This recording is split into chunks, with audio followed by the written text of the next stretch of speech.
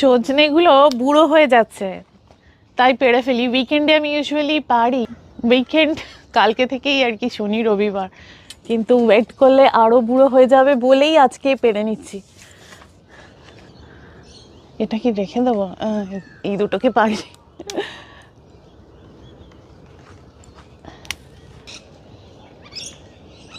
অস্ট্রেলিয়াতে ভোরবেলাটা ঠিক কীরকম হয় তোমাদেরকে দেখাই, দেখো।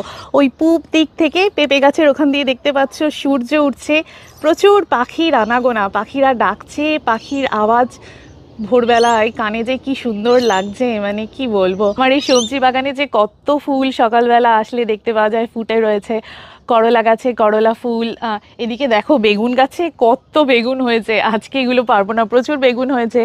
ভেন্ডি গাছে ভেন্ডি ফুল, পাশে রোজেলা গাছে রোজেলা ফুলগুলো ফুটে রয়েছে, দেখতে খুব ভালো লাগে। উইন্টার আসছে আর কয়েক মাস পরেই, তো মৌমাছির আনাগোনা একটু কম, কিন্তু ওই ঘাসের উপরে শিশির পড়ে রয়েছে, শিশির বিন্দু দেখতে কি ভালো লাগে, তাই না?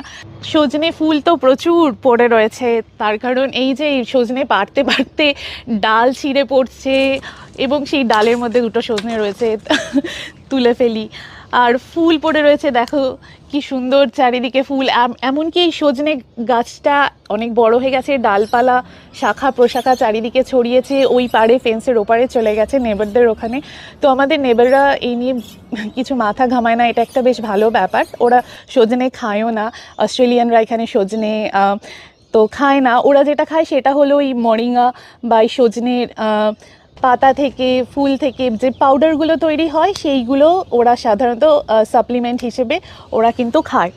এবং প্রচুর এশিয়ানরা এখানে থাকে, এশিয়ানরা মানে চাইনিজ, থাই, ফিলিপিনো, ওরা ভীষণ রকমভাবেই সজনে খায়, তার কারণ ওদের ওখানে সজনে হয়, তো ওরা এমনি সজনেও খায়, আবার যে মরিঙ্গা পাউডার যেটা বিক্রি হয় সেটাও কিন্তু ওরা সাপ্লিমেন্ট হিসেবে খায়। দেখো আজকে কতগুলি সজনে পাড়া হলো, এতগুলো তো খাওয়া সম্ভব না, আর আজকে রান্নাও করব না, তার কারণ বেরোতেই হবে একটু পরে।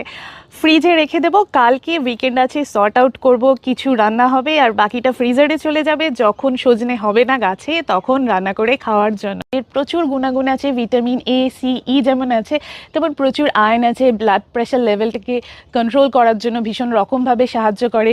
এছাড়া ফাইবার থাকে, তো এই জন্য এটাকে বলা হয় সুপারফুড। খুব ভালো সজনে খাওয়া।